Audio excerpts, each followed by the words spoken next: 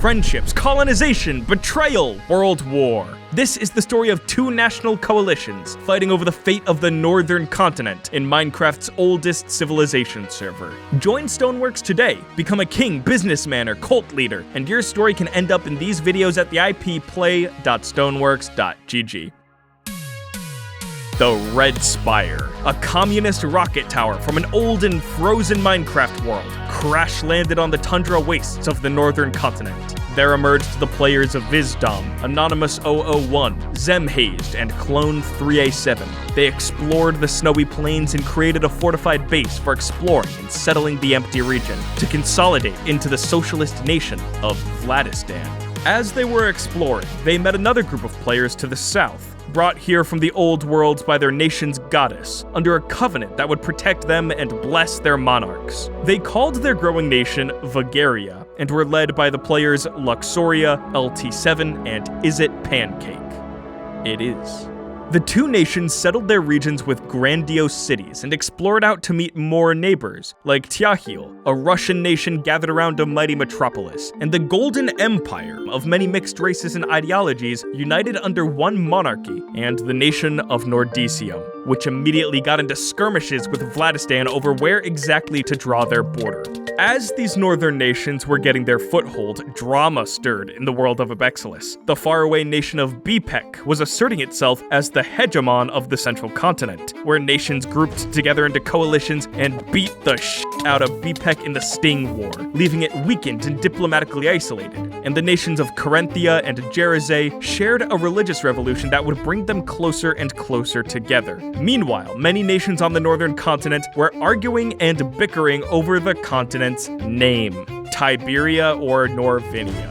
Battle lines were drawn in the sand, and the Vladistan leader Vizdom created the Tiberian League, whereas Nordicium, Carinthia, and Jerizay fought for the name Norvinia. Guys, seriously, both of these names suck, but Vizdom's Tiberia won out.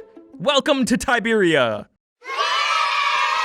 As all this was going on, a military leader from Jerizay was sending threats from across the sea to the little nation of Jonkberg, announcing that Jonkberg was claiming and encroaching upon their ally Carinthia's territory. Jerizay was gearing up for war across the sea, threatening the Tiberian leaders with an outside invasion of their soil. But the Carinthian leaders Imvi and Solonius told everyone to calm down for a minute. They had good relations with their neighbors in Tiberia, so they sat down to de-escalate with a peace deal. By the end of it, Carinthia formed a non-aggression pact with their Tiberian neighbors, and war was averted. Simultaneously, the little Tiberian nation of Murim collapsed from civil war, so the leaders of Bpec sent the newly formed Bpec Trading Company over to clean up the pieces into a colony here, hopeful to churn a profit from new industries and lands, and recuperate some international prestige they had lost from the recent Sting War. At the same time, the nation Nordicium, anxious about hostilities with the Tiberian League, fell under the sway of the mighty military empire of Kori from the central continent, giving them an allied foothold in the northern lands. And most notably, Carinthia and Jerizay officially united around their religion into the Holy Empire of Sahriya, a mighty empire now stretched across the seas, bolstered by vassals around the region, and led by the Shah of Loki and players experienced in the vicious brutality of war. Look at this from the Tiberians' perspective for a second. They had just averted a crisis where Jerizay would have invaded a small ally's land, and that overseas power now formed a union, putting them half on their continent. The military power Kori had brought their contentious neighbor under their influence, and their ally Bpec was absorbing their small neighbors into explicit colonies. According to Tiberia, this triumvirate of powerful overseas nations was trying to colonize their homeland. The Tiberian League and Coalition began throwing threats at each other, so the people called for a summit for everyone to work things out. Leaders from across the continents met together in the Tyahil capital, Potapiv Yenderet, Potapiv Yandradel. Vizdom, Warbrand, Luxoria, LT7, Weoslavian, and Paul Panzer 007 pulled up as the backbone of the Tiberian League. The Sahrian leader Armino Sambrino got up to defend their actions. How could Sahriya be colonizing Tiberia if half of our empire was born and bred on Tiberian soil? If it was about the old leader of Jerusalem threatening Jonkberg, that was a rogue general not cooperating with the government. And Jonkberg was squatting on our land! Sahriya has a right to defend its borders. Nordesium has a right to ally with Kori. And BPEC has a right to take some unstable small nations under their little B-wing. Shut up, colonizer! We are not colonizers! We are protectors! Clearly, many Tiberians did not agree. It just so happened that the Sahriyan alliance previously wanted to name the continent Norvinia, so they voted to officially make this name an offensive slur. Everyone left this meeting bitter and grumbling about the other side, and quite frankly, it seems to have just made things worse. Soon after, the Golden Empire staked a claim right outside of Sahriya's capital of Ahurain, and Sahriya directly threatened them with war. It was clear now that the Tiberian League should not be some loose alliance for everyone to cooperate and talk, but a pact that would need to stand against what they saw as a colonizing coalition. The leaders got together and consolidated a revolutionary ideology that would help fuse their continent together against this existential threat: Pan-Tiberianism. The tenets at this point were simple. Stand together against colonialism, build infrastructure to link the continent together, and protect the various cultures, ideologies, and nations of Tiberia from external influence and oppression. In a bit of support for this unifying movement, the leaders Vizdum, Luxoria, Weoslavian, and Warbrand took the title Tiberian as a part of their personal roleplay names. The leaders went to the expert cartographers of Abexilas and petitioned them to show this block of nations together, formed newly as the Tiberium. The Tiahilian scholar Weoslavian wrote of this movement, "This alliance will be the centerpiece of an anti-colonialist front, formed by various Tiberian nations, defending the continent and throwing the imperialists into the seas, and put an end to the instability brought by violence and map painting."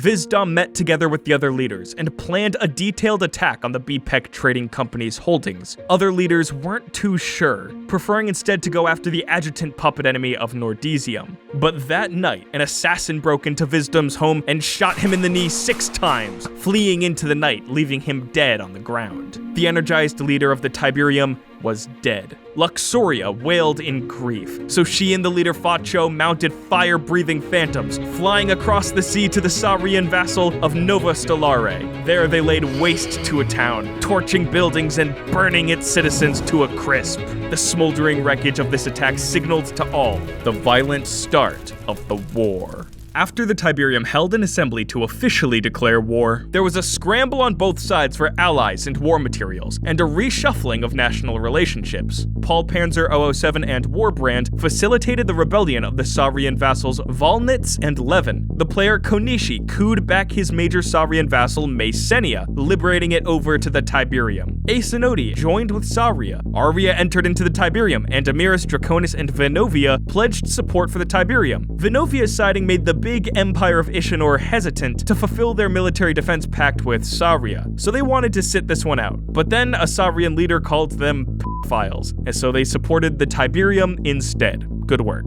Loranic pledged 300 sets of diamond armor to their Tiberium overlords, but they also wanted like half of Sahriya's land and were going, gimme, no, we want land, gimme land, gimme land. And it was annoying. They never gave the 300 sets of armor, by the way. There's detailed stories on all this drama and chaos, but let's move on. The Tiberium meticulously planned out their war, with Excel spreadsheets of all the gear they'd need, who was sending what, and their attack strategies. Fagaria ended up leading the charge of the war. Arria financed them, the Golden Empire and Sondaria did their diplomacy, and Tiahil churned out war gear like a factory. Meanwhile, the Sahriyan leaders, Three Sweat and Clear Lion, pushed their Shah to start grinding for the war and organizing. But the Shah said, it's fine, they already have enough materials. Now, the Tiberium finally decided to launch their first campaign into Nordesium. So they sent an army to encamp at the village of Maringrad, right across the ice lake from Nordesium's town of Thetans. Take this old, overextended outpost, and Nordesium's mayors would lose faith, and this vulnerable home front would be secure. The enemy coalition mirrored Tiberium's encampment, and they spent all night digging in, preparing deep defensive gank trenches around their towns. Over 300 players stared each other down from across the frozen lake as their generals laid out their battle plans. The Tiberium leaders estimated they had a great numerical superiority, so they decided to lead an explosive charge into Thetans while the enemy was preparing their defenses and disorganized, using the hired Aragothan mercenaries leading the front. The generals lined up the Tiberian troops along the frozen shore and gave the signal. Go! The army sprinted across the ice. When they got to the edge of the ganks, they broke the ice for water to flow down into it, and the soldiers safely jumped down into the deep trenches. The enemy soldiers sounded the alarm and poured arrows into the attackers, but most were cut down before they could form units. Tiberium forces started spreading out around the ganks when an enemy counterattack wheeled in against them. The forces clashed together in the trenches. Their progress slowed and they fought tooth and nail for single blocks. The enemy counterattack was repelled, but they began sending hit-and-run troops with TNT to destroy the Tiberium's attempts to capture chunks of land. They clashed on and on for hours until the day came to an end and the armies were exhausted. The Tiberium had committed profound losses upon the enemy coalition and destroyed much of their defenses, but they had not yet fully taken Thetans. That night, the Sahrians had snuck a message to the Aragothan mercenaries and offered a larger payment for their support in the battle, so Aragotha left the camp and installed themselves on the coalition's front lines.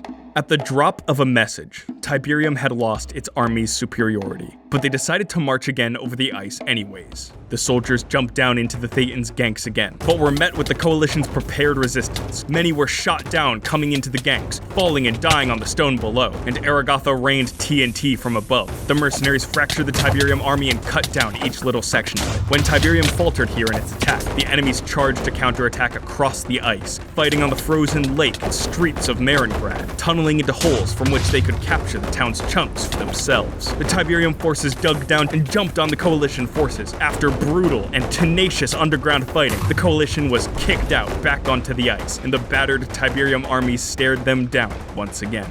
The stalemate of Thetans and Maringrad so far caused many to waver in their support for Tiberium, as the nation of Sahriya suffered a rebellion, and many contacted Sahriya to open negotiations if they should win. But the Tiberium leaders messaged Aragotha, and they outbid Sahriya's outbidding. So Aragotha returned to the Tiberium's camp. Both armies were now at half strength, both towns had been brutalized, and both troops stood out on the ice and taunted each other, yelling insults and nasty threats. But the Tiberium army received news from the wider world. First, that the Sahriyan Shah Vlogi stepped down to manage the war, being replaced by the leader Clearlion. But more pressingly, BPEC's community had become hopeless to win the war, so their government collapsed. The BPEC trading company area was given back to Murim, and Loranic finally got some of their desired land. But these two Tiberium states immediately started jumping at each other's throats, and now states in the Tiberium were starting to take sides over that issue, risking the integrity of the United Front. With the Tiberium getting antsy, if they wanted to hold everything together, they would need a win right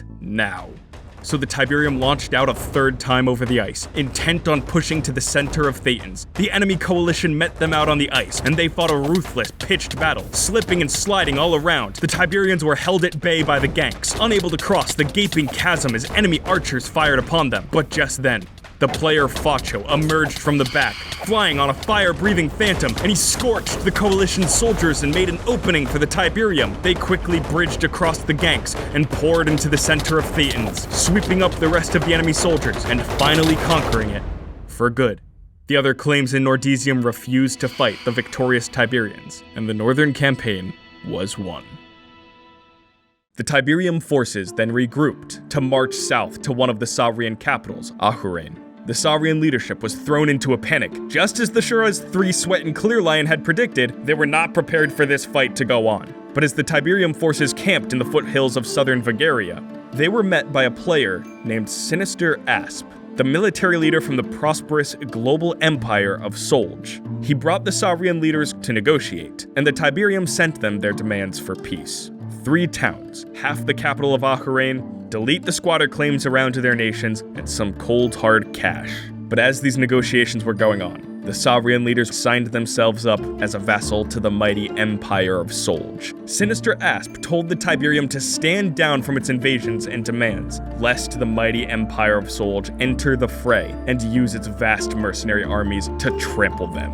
Faced with no other choice, the Tiberium leaders stood down. This is how the war came to an end. The Tiberium did not get the concessions they had wanted out of a formal peace treaty, and they remained bitter and resentful at Solj's Deus Ex Machina saving Sahriya. Despite this, they had successfully stopped the expansion of outside powers over Tiberia. For when Sahriya joined Solj, many of its Tiberian vassals revolted and seceded. Bipek and its colonies were fully dismantled, and Nordesium was weakened and isolated among all its neighbors. The Tiberium soon dissolved because it was no longer needed, but Tiberia would stay in Tiberian hands. But Sahriya's lore master, Oshichi, saw the bitter resentment lingering beyond the fighting, and he knew, in a matter of months, they would descend to war once again, not just Tiberia, but the world. Thanks for watching. If you want to join any of these nations, fight in wars, or end up in a video like this, join the IP play.stoneworks.gg.